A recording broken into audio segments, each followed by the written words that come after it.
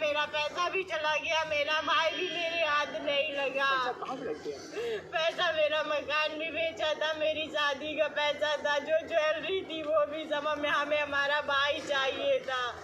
नमस्कार, मैं हूं धर्मेंद्र, आप देख रहे हैं online news India. Uttar Pradesh के मुख्यमंत्री योगी आदित्यनाथ को अपना इस्तीफा दे देना चाहिए या फिर उत्तर प्रदेश की पुलिस से इस्तीफा ले लेना चाहिए, क्योंकि इन दोनों आदमियों में से एक आदमी है जो अपना काम ठीक से नहीं कर पा रहा है। या तो उत्तर प्रदेश के मुख्यमंत्री अपना काम से ठीक से नहीं कर पा रहे हैं या उत्तर प्रदेश की पुलिस ठीक से अपना काम नहीं कर पा रही है। अभी विकास दुबे प्रकरण को, कानपुर के विकास दुबे प्रकरण को अभी एक हफ्ता भी नहीं बीता है, उसकी जांच सबके सामने आई भी नहीं है, उसके आरोपी पकड़े भी नहीं गए हैं। ऐसे में उत्तर प्रदेश के कानपुर से ही एक बड़ा मामला सामने आया है और इस मामले में भी खुले तौर पर यह साफ साफ दिखाई दे रहा है कि पुलिस की मिलीभगत गुंडों के साथ में है, अपराधियों के साथ में है। पुलिस उनका साथ दे रही है, जनता का साथ नहीं दे रही है। पूरा मामला क्या है तफसील से आपको बताएंगे और आप खुद भी तय कीजिए कि इतना बड़ा मामला होने के बाद में भी गोदी मीडिया इस पर कोई चर्चा नहीं कर रहा है। कितना बड़ा यह मामला है, लेकिन अभी तक इस पूरे मामले पर आपने कहीं पर भी किसी भी टीवी शो में कोई बहस नहीं देखी होगी, क्योंकि ये योगी आदित्यनाथ की सरकार है, बीजेपी की सरकार है। इसलिए जो है मामले को रफा दफा करने की कोशिश हो रही है। यह पूरा मामला है उत्तर प्रदेश के कानपुर के बर्रा थाने का, जहां पर इंस्पेक्टर रंजीत रॉय की पूरी तरह से मिलीभगत अपराधियों के साथ में नजर आ रही है। यहां पर एक 29 साल का लैब टेक्नीशियन संचित यादव 22 जून को किडनैप कर लिया जाता है और उसके किडनैप करने के बाद में 30 लाख रुपए की फिरौती मांगी जाती है। और उसके बाद में जो पीड़ित परिवार है वो थाने में रिपोर्ट लिखवाता है और गुहार लगाता है पुलिस से कि उनके भाई को आरोपियों के चुंगल से छुड़ाया जाए, और उन्होंने 30 लाख रुपए की फिरौती मांगी है। उसके बाद में उत्तर प्रदेश की पुलिस जो है वो क्या करती है, आप चौंक जाएंगे। उत्तर प्रदेश की पुलिस ने कहा कि आप जो है पैसे का इंतजाम करिए, पैसे का आप इंतजाम करिए और उसके बाद में आप पैसे दीजिए और हम पैसे लेते समय जो है वो आरोपियों को जो है जिन्होंने अपहरण किया है उन अपहरणकर्ताओं को, उन किडनैपर्स को पकड़ लेंगे। उत्तर प्रदेश की पुलिस ने यह कहा। और 30 लाख रुपए की बहुत बड़ी रकम होती है, एक मिडिल क्लास फैमिली के लिए 30 लाख रुपए की रकम बहुत बड़ी रकम होती है। और उसके लिए यह परिवार अपना घर बेच देता है। इस परिवार में एक लड़की होती है जिसकी शादी होनी होती है, वो बहन अपने भाई के छुड़ाने के लिए, अपनी शादी के लिए इकट्ठा किया गया पैसा और सारे गहने ज्वेलरी सब बेच देती है। और उसके बाद में यह परिवार 30 लाख रुपए की रकम को जुटाता है, इकट्ठा करता है। सोचिए कि पुलिस को पहले यही नहीं कहना चाहिए था कि आप 30 लाख रुपए हमारे पास लेके आइए। पुलिस को यह कहना ही नहीं चाहिए था, लेकिन फिर भी पुलिस ने कहा और यह परिवार जो है वो मान गया। उन्होंने सोचा कि चलिए पुलिस की ये जो रणनीति है ये शायद कामयाब हो जाएगी और उनको उनका भाई भी मिल जाएगा और पैसे भी बच जाएंगे। लेकिन पुलिस इस पूरे मामले को ट्रैक करने में, पुलिस इस पूरे मामले को पकड़ने में नाकाम हो गई, या किस तरह से पुलिस जो है वो अपराधियों के साथ में, गुंडों के साथ में, किडनैपर्स के साथ में मिली हुई थी। अब इसका खुलासा आप देखिए। पुलिस ने कहा कि आप लोग जो है उनको पैसे दीजिए और हम आपको उनको पकड़ लेंगे। इसके बाद में जिस संचित यादव के जो पिताजी हैं वो पैसा लेकर के चलते हैं, जहां पर किडनैपर्स ने बताया था उनको कि आपको पैसा कहां पर देना है, उसके लिए वो चलते हैं। लगातार 30 मिनट तक संचित यादव के पिताजी के साथ में किडनैपर्स बातचीत करते रहते हैं और इस 30 मिनट के दौरान पुलिस ये ट्रेस नहीं कर पाई कि जो गुंडे हैं कहां से बात कर रहे हैं, कहां से उनका फोन की जो लोकेशन है वो क्या है। इस 30 मिनट में पुलिस यहां पर जो है कोई लोकेशन ट्रेस नहीं कर पाती है। इससे भी चौंकाने वाली बात अब आपको सुनने को मिलेगी। किडनैपर्स ने संचित यादव के पिताजी के साथ लगातार 30 मिनट तक बातचीत करते रहे और उसके बाद में उन्होंने कहा कि एक पुल के ऊपर से आप पैसा नीचे डाल दीजिए और पुल के नीचे जो है वो आपको आपका बेटा बैठा हुआ मिल जाएगा, आप अपने बेटे को लेकर के चले जाना। इसके बाद में उन्होंने ऊपर से पैसा नीचे डाल दिया। पैसा नीचे डालने के बाद जो किडनैपर्स है वो पैसा लेकर के फरार हो गए और जब तक पुलिस उस पुल के नीचे घूम करके पहुंची तो वहां पर कुछ नहीं था, ना किडनैपर्स थे, ना पैसे थे और ना ही उसका भाई और बेटा था।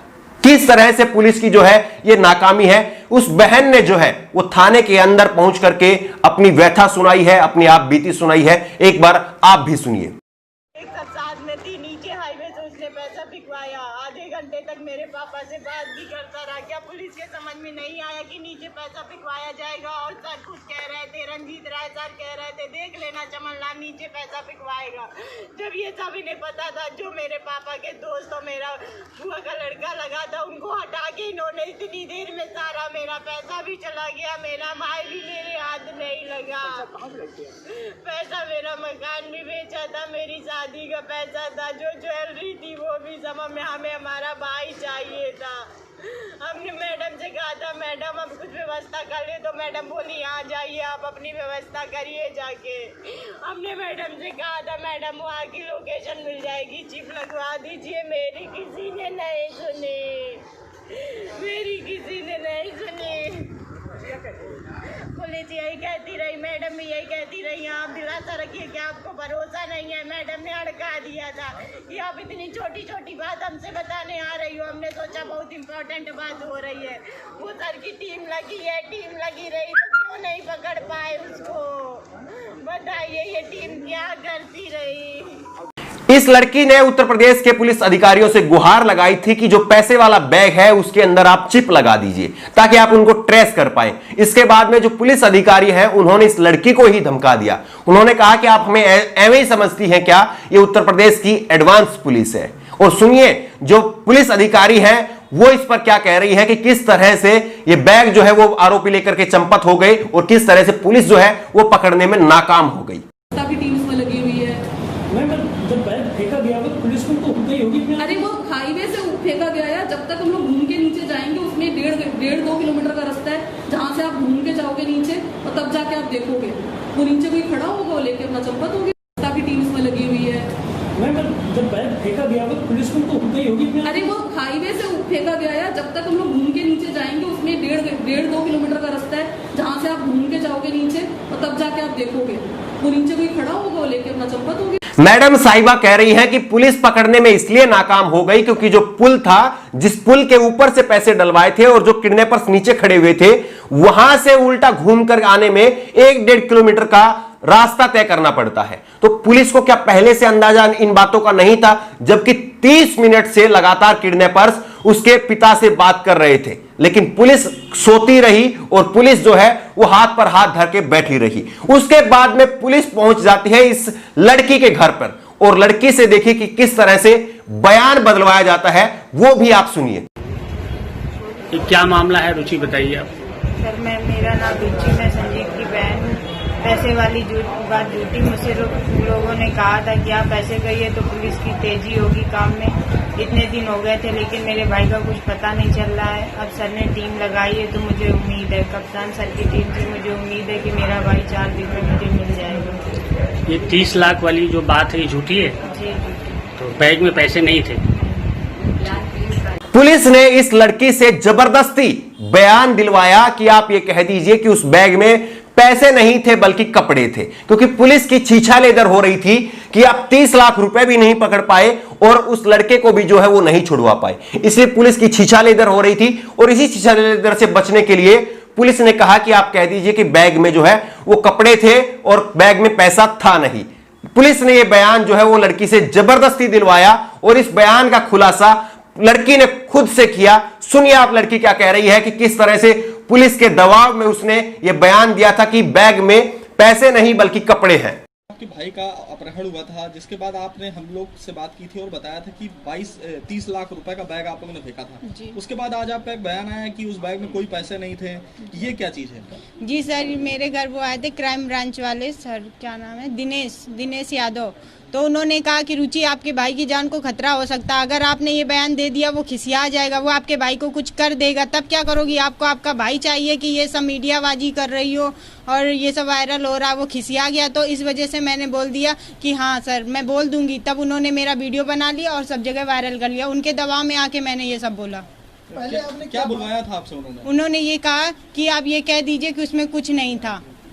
अच्छा, तो क्या क्या उन्होंने आपको क्या समझाया था पूरा? उन्होंने पहले हमको ये समझाइए कि आप ये कहिए कि उसमें पैसा नहीं था और नहीं तो आपके भाई की जान को खतरा हो जाएगा, वो आपके भाई के साथ कुछ भी कर सकता है, आपको आपका भाई सुरक्षित चाहिए ना। तो मैंने कहा हाँ मुझे मेरा भाई चाहिए, मुझे और कुछ नहीं चाहिए। तो कहते ठीक है तो फिर ऐसा ही बोलना। अच्छा ये बताइए, आप सच बताइएगा आप कि क्या उस बैग में पैसे थे या नहीं थे? जी थे। जिस दिन मेरा भाई आ जाएगा उस दिन मैं आपको सारी चीजें बता दूंगी कि मैंने कैसे पैसा अरेंज किया, क्या किया। पहला मुद्दा ये है कि मुझे मेरा भाई चाहिए। अच्छा, कौन ये बैग लेकर गया हुआ था वहाँ पर? पापा जी मेरे। अच्छा, और पापा जी के साथ कौन कौन था? पापा जी थे और बुआ टीम थी सारी, और पुलिस टीम थी, और बुआ जी के लड़के थे, और चाचा जी वो पापा जी के दोस्त थे जो एक बाइक से थे, बुलेट से।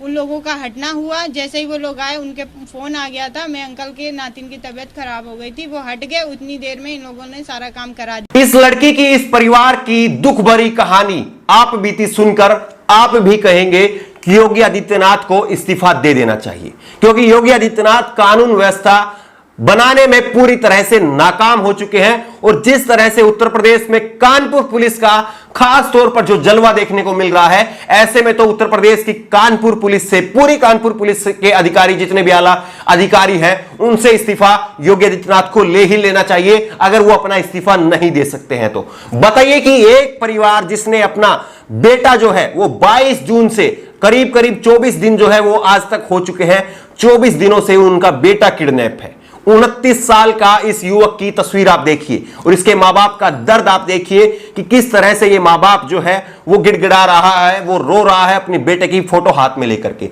लेकिन पुलिस ना अभी तक उनके लड़के को छुड़वा पाई है और उल्टा उनकी जीवन भर की कमाई को, 30 लाख रुपए की जीवन भर की कमाई को भी उन्होंने उन अपराधियों को सौंप दिया। किस तरह से पुलिस की नाकामी जो है या पुलिस की मिलीभगत जो है वो सामने आती है। पुलिस ने आखिरकार उस बैग में चिप क्यों नहीं लगाई?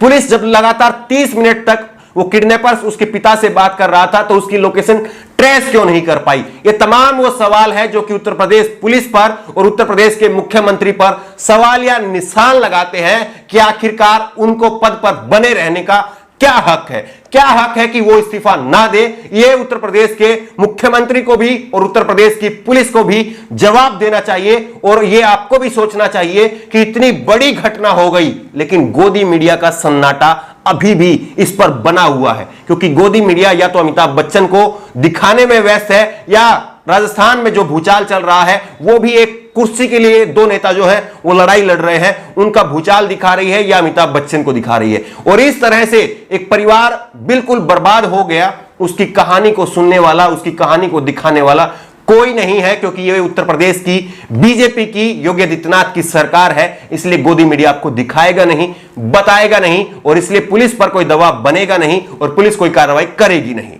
इस खबर को लेकर के आपकी जो भी राय हो नीचे कमेंट बॉक्स में अपनी राय जरूर दें और इसी तरह की तमाम खबरों के लिए ऑनलाइन न्यूज इंडिया को सब्सक्राइब करें। धन्यवाद। इस खबर को अभी लाइक करें, शेयर करें और ऑनलाइन न्यूज इंडिया की सभी खबरें अपने मोबाइल फोन पर सबसे पहले देखने के लिए अभी चैनल को सब्सक्राइब करें और घंटी जरूर दबाएं।